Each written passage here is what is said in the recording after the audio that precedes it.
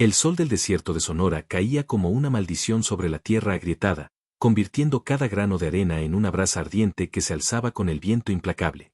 Era marzo de 1847, y Joaquín Herrera sabía que había llegado al lugar donde los mapas terminaban y comenzaba el territorio de los hombres olvidados por Dios. Su caballo, un alazán tostado llamado Centella, relinchó nervioso mientras sus cascos se hundían en la arena que parecía tragarse todo a su paso. Joaquín tiró de las riendas y se detuvo en lo alto de una duna, contemplando la inmensidad que se extendía ante él como un océano de desolación. A sus 35 años, había visto muchas tierras difíciles, pero nada lo había preparado para esto. Tranquilo, muchacho, murmuró al animal, palmeando su cuello sudoroso. Nosotros dos contra el mundo, como siempre. Hacía 3 semanas que había partido de Hermosillo con provisiones para un mes, siguiendo los rumores de una veta de plata que prometía riquezas suficientes para cambiar el destino de cualquier hombre valiente en Oak para buscarla. Los mineros veteranos lo habían mirado con lástima cuando anunció sus intenciones en la cantina del pueblo. Ese desierto se traga a los hombres como si fueran gotas de agua, le había advertido don Evaristo, un anciano cuya barba blanca contaba historias de décadas explorando las fronteras. He visto partir a muchos como tú, joven. Pocos regresan, y los que lo hacen, ya no son los mismos. Pero Joaquín llevaba en la sangre la inquietud de los hombres que no pueden quedarse en un lugar. Había nacido en un pequeño rancho cerca de Guadalajara, hijo de un vaquero que murió cuando él tenía 12 años. Su madre, una mujer fuerte llamada Elena, trabajó día y noche lavando ropa para mantenerlo, pero murió de tuberculosis cuando Joaquín cumplió 18.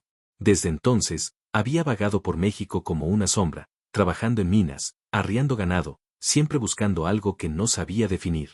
El viento cambió de dirección y trajo consigo el aroma seco de la artemisa y el sonido lejano de un coyote aullando a la distancia. Joaquín revisó su cantimplora, aún tenía agua para 3 días si la racionaba cuidadosamente. Sus alforjas contenían cecina, frijoles secos, tortillas duras como piedras y un pequeño saco de café que guardaba como un tesoro. Vamos, Centella. Antes de que oscurezca necesitamos encontrar refugio. Descendieron por la pendiente de arena, dejando atrás las últimas rocas que marcaban el final del territorio conocido. A medida que avanzaban, el paisaje se volvía más hostil. Los cactus aguaros se alzaban como centinelas silenciosos, sus brazos retorcidos señalando direcciones que no llevaban a ninguna parte. El suelo se alternaba entre arena profunda que agotaba al caballo y rocas afiladas que amenazaban con cortarle los cascos. La tarde se desvanecía pintando el cielo de colores que iban del naranja al púrpura profundo. Joaquín había aprendido a leer las señales del desierto durante sus años de vaquero, y sabía que la belleza de esos atardeceres era traicionera. Con la oscuridad llegarían las temperaturas heladas, los sonidos inquietantes de los animales nocturnos y la sensación de estar completamente solo en un mundo que no perdonaba errores.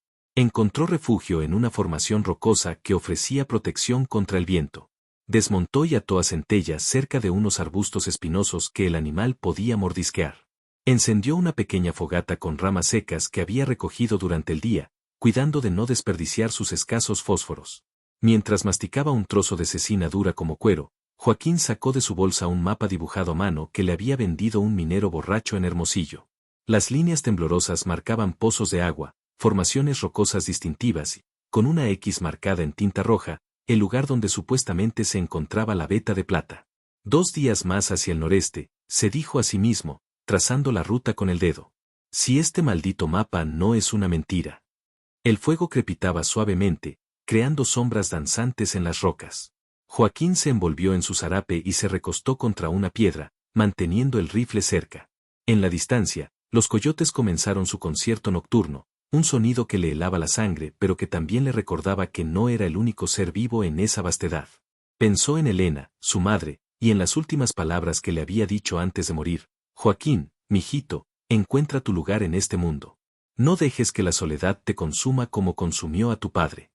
Pero aquí estaba, más solo que nunca, apostando su vida por un sueño que tal vez era solo eso, un sueño. Las estrellas aparecieron una por una, brillando con una intensidad que solo se veía en el desierto, lejos de cualquier luz humana. La Vía Láctea se extendía como un río plateado sobre su cabeza, recordándole lo pequeño que era en la inmensidad del universo. Un búho ululó desde algún lugar entre las rocas, y Centella relinchó nervioso. Joaquín se incorporó, alerta. En el desierto, cualquier sonido podía significar peligro, bandidos, animales salvajes, o algo peor. Aguardó en silencio, con el dedo en el gatillo del rifle, pero solo llegó el susurro del viento entre las piedras. Se volvió a acostar, pero el sueño no llegaba. La realidad de su situación comenzaba a pesarle. Estaba a días de distancia de cualquier ayuda, con provisiones limitadas, siguiendo un mapa que podía ser falso, en un territorio que había matado a hombres más fuertes que él. Pero también sentía algo más, algo que lo había impulsado toda su vida, la necesidad de probar que podía conquistar lo inconquistable, de encontrar lo que otros habían perdido buscando. El desierto era su último desafío, y él no pensaba rendirse sin luchar. El segundo día amaneció con una crueldad que Joaquín no había experimentado antes. El sol parecía haber duplicado su fuerza durante la noche, y desde las primeras horas de la mañana, el calor se alzaba del suelo en ondas visibles que distorsionaban el horizonte como si la tierra misma estuviera ardiendo. Centella comenzó a mostrar signos de agotamiento. Su pelaje estaba empapado en sudor y sus flancos se movían con respiración laboriosa. Joaquín desmontó y decidió caminar junto al animal para no añadir su peso a la carga que ya representaba cruzar aquel infierno de arena. «Vamos, compañero», le susurró al oído, acariciando su crin húmeda. «Solo un poco más. En el mapa dice que hay un pozo por aquí cerca». Pero el mapa parecía burlarse de él. Cada formación rocosa que creía reconocer resultaba ser diferente cuando se acercaba. Las distancias en el desierto eran engañosas. Lo que parecía estar a una hora de camino podía tomar todo el día, y viceversa. El agua se había convertido en su obsesión. Cada sorbo de la cantimplora era medido, saboreado, casi venerado. Había comenzado a racionar incluso su propia saliva, evitando hablar en voz alta para no resecar más su garganta. Sus labios se habían agrietado y sus ojos ardían constantemente por el reflejo del sol en la arena. A mediodía, cuando el calor alcanzó su punto más cruel, Joaquín vio algo que hizo que su corazón saltara de esperanza. A lo lejos, entre las ondas de calor, brillaba lo que parecía ser un lago cristalino rodeado de palmeras verdes y exuberantes. «¡Agua!», gritó con voz ronca, y comenzó a correr hacia la visión, tirando de Centella. Pero el caballo se resistió, plantando las patas con obstinación. Joaquín tiró más fuerte de las riendas, desesperado. «¡Vamos! ¿No lo ves? Hay agua ahí». Centella relinchó y se negó a moverse. Fue entonces cuando Joaquín se detuvo, respirando agitadamente, y la terrible verdad lo golpeó como una bofetada. No había lago. No había palmeras. Solo arena, rocas y el sol implacable burlándose de su desesperación. Su primer espejismo. Se dejó caer de rodillas en la arena ardiente, sintiendo como el calor le quemaba a través de los pantalones. La realidad de su situación lo aplastó como una losa. Estaba perdido en un desierto que jugaba con su mente, siguiendo un mapa que probablemente era falso, con agua para tal vez un día más. «Pinche desierto», murmuró, golpeando la arena con el puño. «¿Así quieres jugar?». Pero Joaquín Herrera no era un hombre que se rindiera fácilmente. Había sobrevivido a la muerte de sus padres, a años de pobreza, a trabajos que habrían quebrado a hombres más débiles. Se levantó, se sacudió la arena de las rodillas y revisó el mapa una vez más. Según los trazos irregulares, debería haber un pozo marcado con el símbolo de una cruz a medio día de camino hacia el noreste. Era su única esperanza. Si no lo encontraba antes del anochecer, tendría que tomar la decisión más difícil de su vida, regresar por donde había venido o aventurarse más profundo en el desierto con la esperanza de encontrar agua. Continuó caminando, guiando a Centella por terreno cada vez más difícil. Las rocas se volvieron más abundantes, formando laberintos naturales que lo obligaban a dar rodeos constantes. Algunas eran tan altas que proyectaban sombras preciosas donde se detenía a descansar unos minutos antes de continuar. En una de esas pausas, mientras estaba recostado contra una roca que aún conservaba algo de frescura de la noche anterior, escuchó un sonido que le heló la sangre, el cascabel inconfundible de una víbora de cascabel. Se quedó completamente inmóvil. El sonido venía de algún lugar muy cercano, pero no podía determinar la dirección exacta. En el desierto, las serpientes buscaban sombra durante las horas más calurosas del día, exactamente como estaba haciendo él. Lentamente, muy lentamente, giró la cabeza. Ahí estaba, una cascabel del desierto de al menos 1,5 metros de largo, enrollada a no más de 2 metros de distancia, con la cabeza alzada y los ojos fijos en él.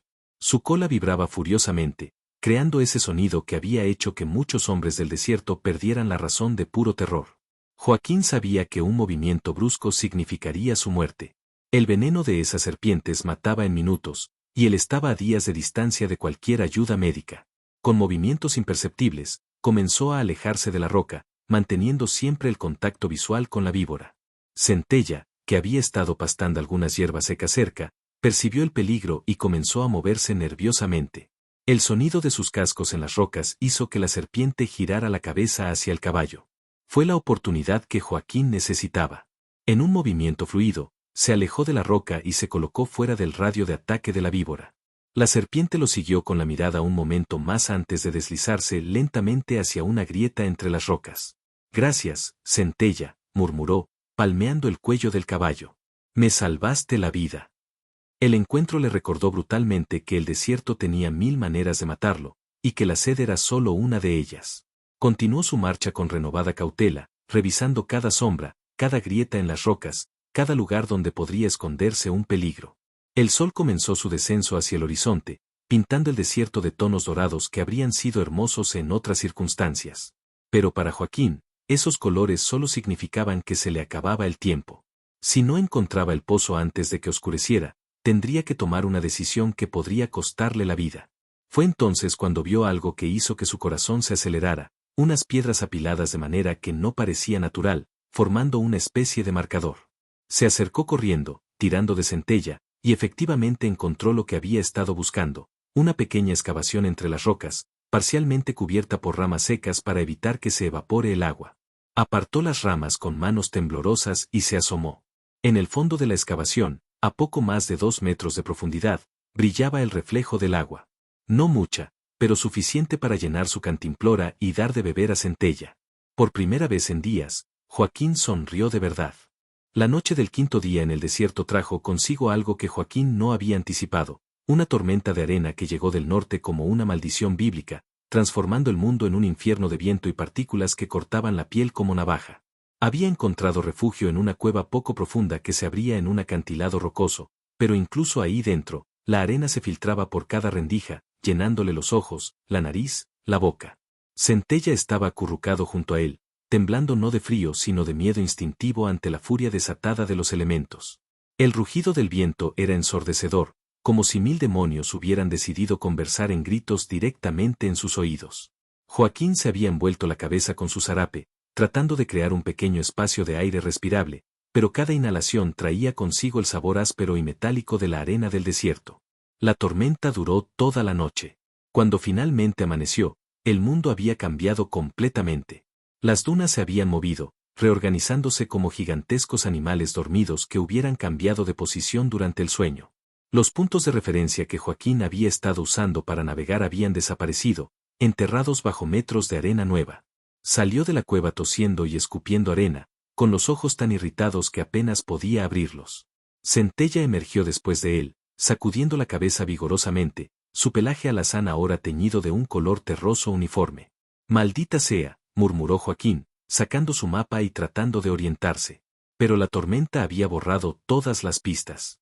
Ya no sabía si estaba más cerca o más lejos de su destino. El mapa, que nunca había sido muy confiable, ahora era completamente inútil. Fue en ese momento de desesperación cuando comenzó a escuchar las voces. Al principio pensó que era el viento, que aún susurraba entre las rocas. Pero gradualmente se dio cuenta de que las voces eran demasiado claras, demasiado humanas. Hablaban en español, algunas veces en susurros, otras en conversación normal. «¿Quién anda ahí?», gritó, girando en todas direcciones. Su voz ronca se perdió en la inmensidad. «Si hay alguien ahí, respondan».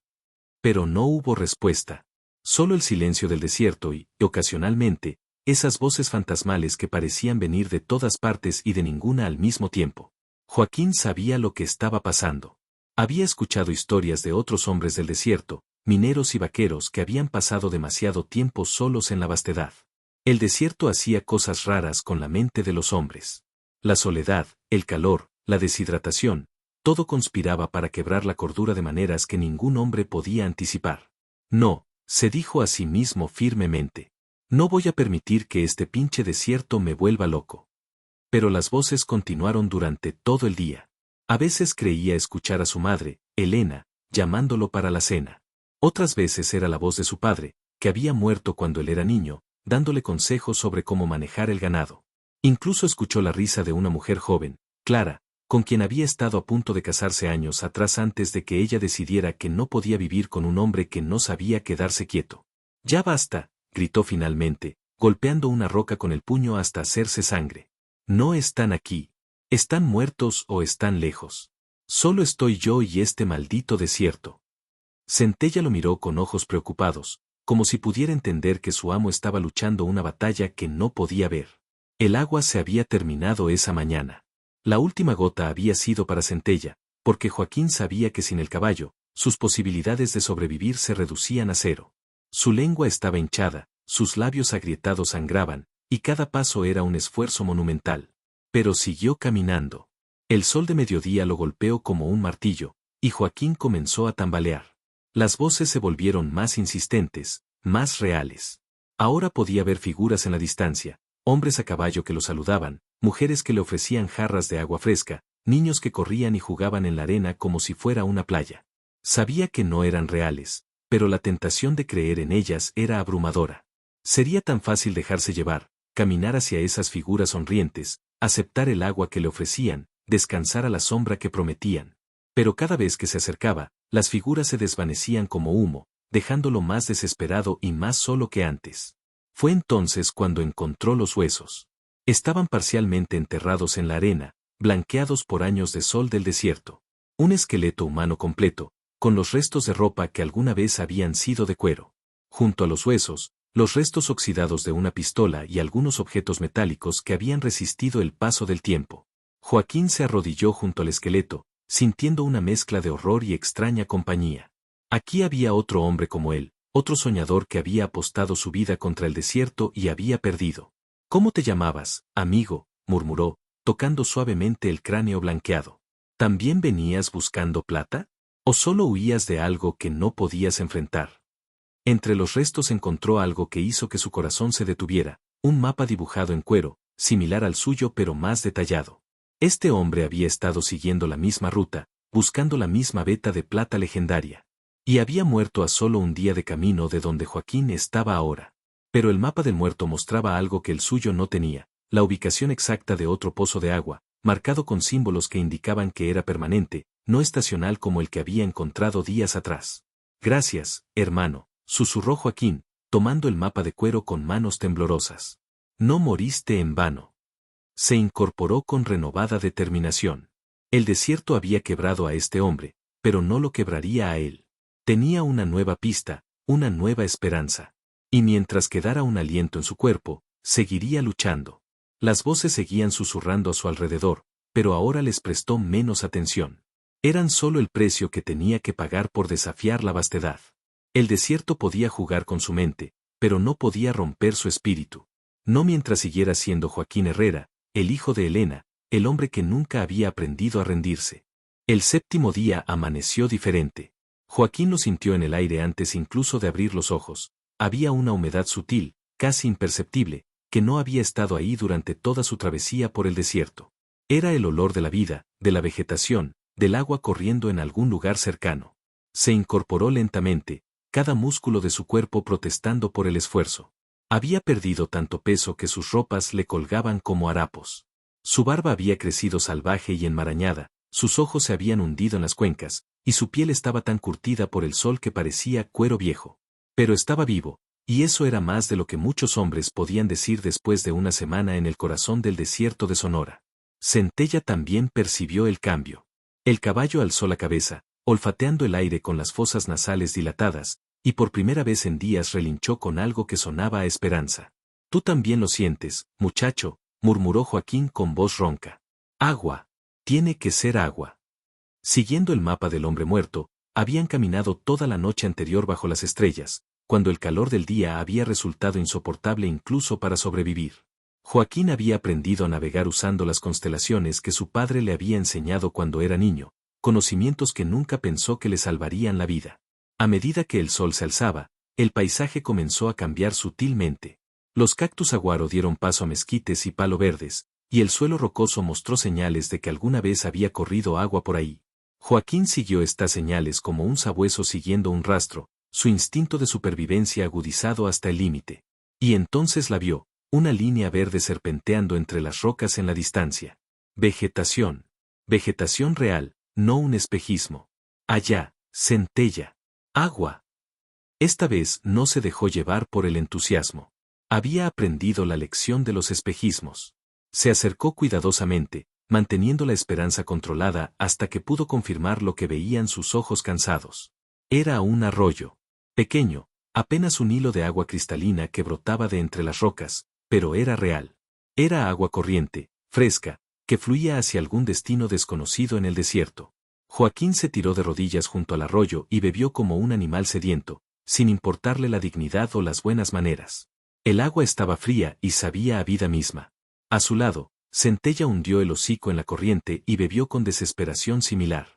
Después de saciar la sed que había sido su compañera constante durante una semana, Joaquín se sentó en la orilla del arroyo y realmente miró a su alrededor por primera vez en días. El lugar era como un oasis en miniatura, palmeras enanas, arbustos florecidos, incluso algunos pájaros cantando en las ramas. Era como si hubiera encontrado un pedazo del paraíso escondido en el infierno del desierto. Pero su alegría duró poco.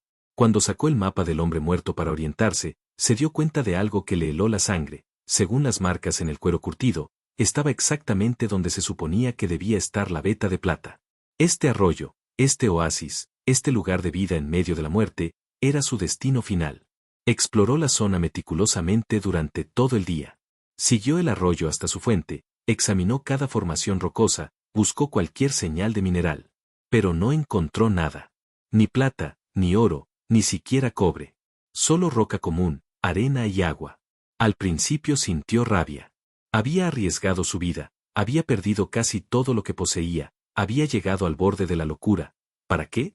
¿Para encontrar un arroyo bonito en medio de la nada? Pero mientras la rabia se desvanecía, otra comprensión más profunda comenzó a tomar su lugar. Se sentó junto al agua, viendo cómo las últimas luces del día se reflejaban en la superficie cristalina, y por primera vez en su vida adulta, Joaquín Herrera se permitió realmente pensar en quién era y qué quería. Había pasado 35 años corriendo. Corriendo de la pobreza, de la soledad, de la responsabilidad, de la posibilidad de establecerse y construir algo duradero. Siempre había una mina más prometedora, un territorio más lejano, una aventura más peligrosa esperándolo en el horizonte. Pero aquí, en este lugar que no aparecía en ningún mapa oficial, donde el agua brotaba generosamente de la tierra y la vida florecía contra todas las probabilidades, Joaquín se dio cuenta de que había encontrado algo más valioso que la plata. Había encontrado paz. Durante los siguientes días, estableció un campamento permanente junto al arroyo. Construyó un refugio simple con ramas y piedras, aprendió que plantas del oasis eran comestibles, descubrió los mejores lugares para pescar en las pocas pozas más profundas del arroyo. Centella parecía tan contento como él, engordando con la hierba fresca y el agua abundante. Las voces que había escuchado en el desierto se desvanecieron gradualmente. La soledad ya no se sentía como un peso aplastante, sino como una compañía silenciosa pero reconfortante. Por las noches, se sentaba junto a su fogata y miraba las estrellas, sintiendo por primera vez en años que estaba exactamente donde necesitaba estar. Una mañana, mientras revisaba las trampas que había construido para atrapar conejos, vio algo que le hizo sonreír, huellas humanas frescas junto al arroyo. No estaba solo en el desierto después de todo. Siguió las huellas hasta encontrar a su dueño, un apache anciano que había venido a beber del manantial sagrado de su pueblo. El encuentro inicial fue tenso, ambos hombres armados, ambos sorprendidos, pero gradualmente se relajó cuando quedó claro que ninguno de los dos representaba una amenaza para el otro. El apache, que se presentó como Naal Nis, hablaba un español rudimentario aprendido en misiones. Le explicó a Joaquín que este lugar era conocido por su tribu desde tiempos ancestrales, un lugar de poder y sanación al que venían los guerreros heridos para recuperarse. Agua sagrada, le dijo, señalando el manantial. Cura a alma rota. Durante las semanas que siguieron, Naal Nis visitó regularmente el oasis. Los dos hombres, tan diferentes en origen pero unidos por su amor a la tierra dura y libre, desarrollaron una amistad silenciosa pero profunda. Naal Nis le enseñó a Joaquín los secretos del desierto, cómo leer las señales del clima, qué plantas curaban qué enfermedades, cómo moverse por el territorio sin dejar rastro. A cambio, Joaquín compartió sus conocimientos de minería y metalurgia, aunque ya no tenía interés en buscar metales preciosos. Había encontrado algo más valioso, un propósito. Decidió quedarse. No temporalmente, no hasta que se le acabaran las provisiones o llegara el aburrimiento. Decidió hacer del oasis su hogar permanente, su último territorio, el lugar donde finalmente dejaría de correr. Construyó una casa más sólida, plantó un pequeño huerto con semillas que Naalnis le trajo de su pueblo, domesticó algunas cabras que había encontrado vagando por el desierto. Lentamente, el oasis se transformó de un refugio temporal en un hogar verdadero. Los años pasaron. Joaquín envejeció con dignidad en su santuario del desierto, su cabello se volvió gris y luego blanco, su cuerpo se adaptó completamente al ritmo natural de aquel lugar apartado del mundo. Centella murió de vejez a la sombra de las palmeras, y Joaquín lo enterró junto al arroyo con lágrimas en los ojos. Naalnis también envejeció, y cuando finalmente llegó su hora, pidió ser enterrado cerca del manantial sagrado. Joaquín cumplió su último deseo, y desde entonces consideró que era el guardián no solo del oasis, sino también de la memoria de su amigo. Cuando Joaquín Herrera murió, a los 73 años, lo encontraron viajeros que pasaban por casualidad, un anciano sentado peacefully junto al agua, con una sonrisa en el rostro curtido por el sol, como si hubiera encontrado finalmente la respuesta a todas las preguntas que lo habían impulsado durante su juventud. Lo enterraron junto a Naalnis, bajo las palmeras que él había cuidado durante décadas. Y dicen que aún hoy, los viajeros perdidos en el desierto de Sonora a veces encuentran ese oasis, donde dos tumbas simples marcan el lugar donde un pionero solitario encontró lo que había estado buscando toda su vida sin saberlo, un hogar. El desierto había ganado otra alma, pero esta vez no como conquistador, sino como un padre que finalmente recibe a un hijo pródigo en casa.